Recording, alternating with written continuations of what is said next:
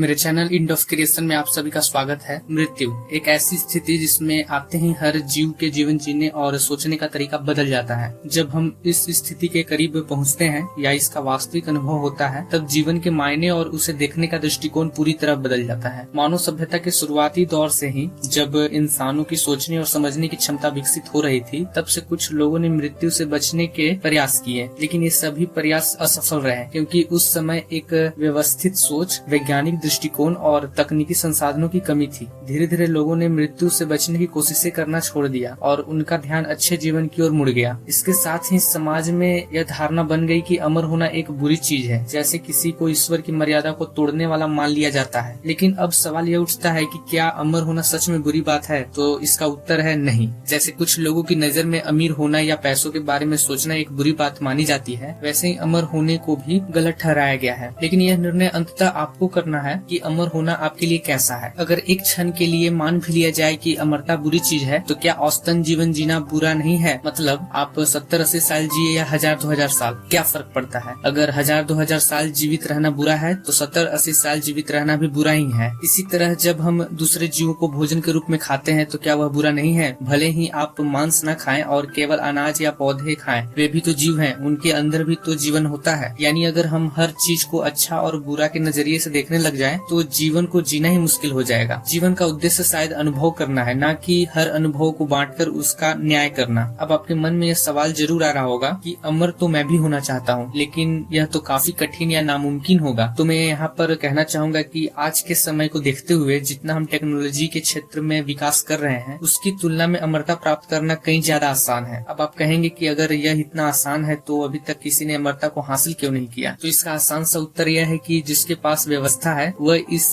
बारे में सोचता नहीं है, और जो सोचता है उसके पास व्यवस्था ही नहीं है। अब आप इलॉन मस्क को ही देख लीजिए, उन्हें भी मानव जीवन को विकसित करना है, लेकिन उनका तरीका शारीरिक जीव स्तर न होकर टेक्नोलॉजिकल स्तर पर आधारित है, जबकि ज्यादा आसान और प्राकृतिक तरीका तो शारीरिक जीव स्तर ही है। आखिर जरूरी तो नहीं कि हर किसी को क्रिकेट ही पसंद हो। अब सवाल उठता है कि अमर कैसे हुआ जा सकता है। इससे पहले हमें यह जानना होगा कि हम मरते कैसे हैं, मतलब किन किन स्थिति में हम मर सकते हैं। सामान्यतः 4 मुख्य स्थितियाँ होती है जिनमें हम मर सकते हैं। पहला, किसी अंग यानी ऑर्गन का फेल या खराब हो जाना। दूसरा, शरीर से पूरा रक्त निकल जाना। तीसरा, कोशिका विभाजन का रुक जाना। चौथा, डर का अनियंत्रित हो जाना। अब इन चारों स्थितियों को एक एक कर समझते हैं। पहला, अंगों का फेल होना। इसे रोकने के लिए हमें जीन उत्परिवर्तन के द्वारा सभी अंगों को इतना मजबूत बनाना होगा कि वे बाहरी चोट को ज्यादा सहन कर सके। जीन उत्परिवर्तन मतलब डीएनए में मौजूद जीन के गुणों को अपने हिसाब से हटाना या जोड़ना। उदाहरण के लिए, अगर किसी जीव की प्रतिरोधात्मक क्षमता कम है, तो हम किसी ज्यादा प्रतिरोधी जीव के डीएनए के विशेष जीन लेकर उसमें जोड़ सकते हैं। दूसरा, रक्त का बाहर निकल जाना। इस स्थिति को भी हम जीन उत्परिवर्तन से सुधार कर सकते हैं। हम नसों को इतना मोटा और मजबूत बना सकते हैं कि वे टूटे नहीं और रक्त बाहर ना निकले। तीसरा, कोशिका विभाजन रुकना। इस स्थिति को भी हम जीन उत्परिवर्तन से सुधार कर सकते हैं। हम कोशिका विभाजन की क्रिया को तेज कर सकते हैं, ठीक वैसे ही जैसे प्रोकैरियोटिक कोशिकाओं में होता है। जितना तेज कोशिका विभाजन होगा, शरीर उतना जल्दी क्षतिग्रस्त हिस्सों को ठीक कर पाएगा और मृत्यु की संभावना घटेगी। चौथा, डर का अनियंत्रित हो जाना। यह स्थिति थोड़ी अलग है। इसमें जीन नहीं बल्कि प्रशिक्षण यानी ट्रेनिंग की जरूरत होती है। डर एक स्वाभाविक प्रतिक्रिया है जो शरीर की सुरक्षा के लिए आता है। जब हम डरते हैं तो शरीर में ऊर्जा की मात्रा अचानक बढ़ती है ताकि हम खुद को बचा सके। होता यूँ है कि इस दौरान शरीर के अंगों के लिए जो ऊर्जा स्तर निर्धारित होती है वह हट जाती है और शरीर में ऊर्जा वितरण असंतुलित हो जाता है। हमारे सभी अंगों की ऊर्जा सहन शक्ति अलग अलग होती है,